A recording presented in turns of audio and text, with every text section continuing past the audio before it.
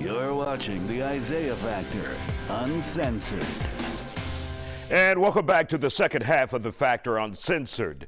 A woman here in Houston is fighting to clear her criminal record. She says she's been wrongly accused of stealing from Target, the department store. Ariel Miller says she was mistakenly identified as part of an organized crime ring.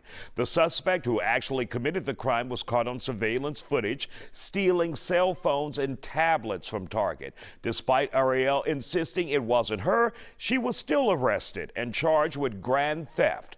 The mother of three said she was released, and the dismissal she's been running into, and since her dismissal, she's been running into issues because of her wrongful arrest, even though the courts agreed she did not do it. Now, she told me she missed out on job and housing opportunities as a result of this.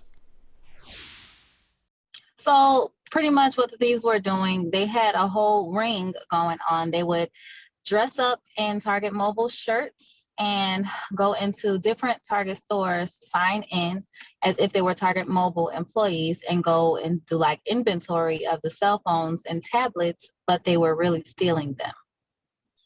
Wow. So do you know if they had any insiders working with them without giving that person's or person's names? So I do believe there was one insider that was working or that was an ex-employee of one of the Target stores. And so how were they able to just put on shirts and walk in and get all of these cell phones and tablets? It had to be with the insider from what I've gathered.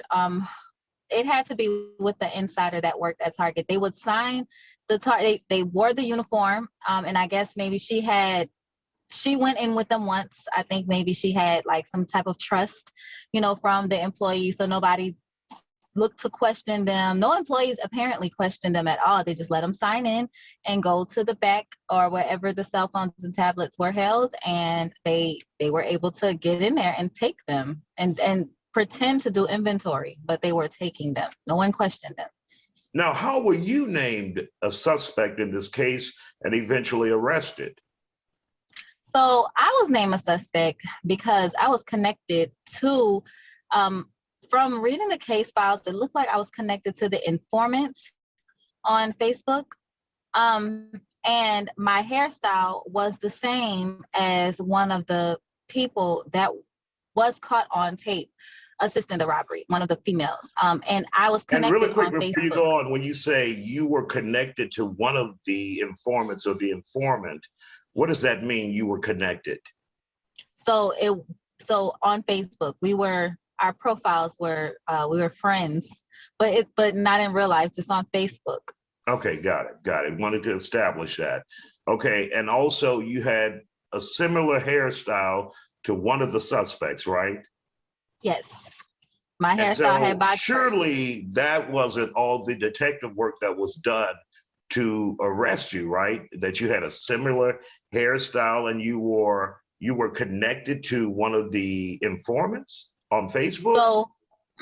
So it seems that is the only work, that's the only detective work that could have been done to link me, because there would not have been any, other information. I wasn't there. But they used Facebook and facial recognition software. So while I guess searching these Facebook profiles during the investigation, he saw my hairstyle, saw maybe I liked the picture or something that triggered him to look at me. And the informant, we had the same exact like braided hairstyle. There are only so many braided hairstyles. We had large box braids in, both of us. And he stopped right there. And I guess he used the facial recognition software. I put out a video of the surveillance picture that was shown to me. It's not very clear at all. That could be anybody here in the Houston area. I mean, any Black girl with braids. So, but the facial recognition software that they used, I guess it helped them point to me, but that is where it stopped. They didn't put me in a lineup. They didn't like question me before locking me up. They just locked me up after they got that. And when I even went in You know, when I was locked up, I spoke with a deputy from HPD who was assigned to the case to investigate on HPD's end. And he mentioned to me, he said, "Those are the same braids, right?" And I'm like, "No, they're not." And they stopped there.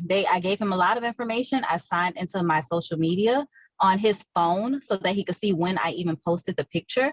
And they still went ahead and used just what they had to say that it was me.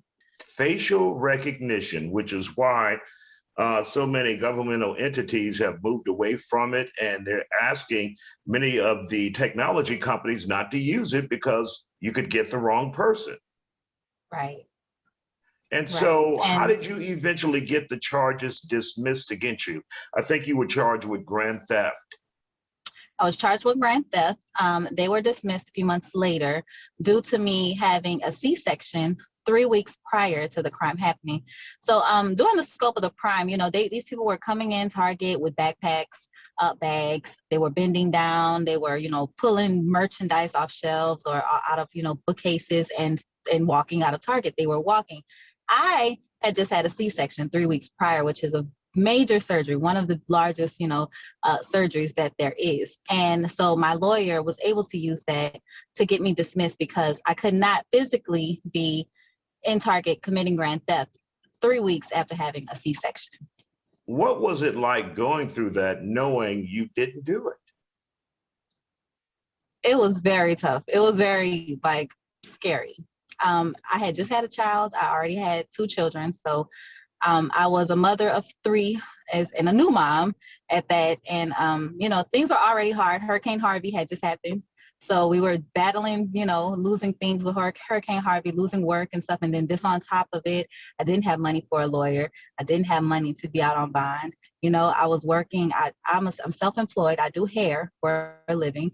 And I had a part-time job at Lowe's at the time. So I'm doing all of that.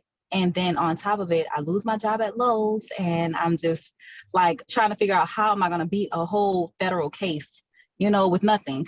And, you know, it was scary every day, and still to this day, because I haven't recovered, you know. And so you have lived a nightmare and can't find any justice through the court system. And then you're stuck with this criminal charge on your record, even though it's been dismissed. Anyone who wants to hire you, if you want to get a new apartment, rent an apartment, this will come up and this will follow you for the rest of your life. Yes. Definitely. I have been denied job opportunities for sure. I mean, several. I've been denied housing opportunities, several. I actually, just this March, I moved from an apartment and I was looking for a new home for my kids and I was looking for a better school district.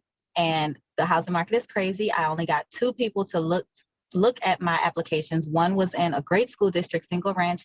The other was in a failing school district, and the Single Ranch did not let me, you know, move in because of my record, but the failing school district did. So now I have to, you know, commute and stuff, and I live in a, you know, a lower, you know, class of whatever. It's just, yeah, it's very much affecting me still. So what's next for you now? Obviously, you're on social media telling your story.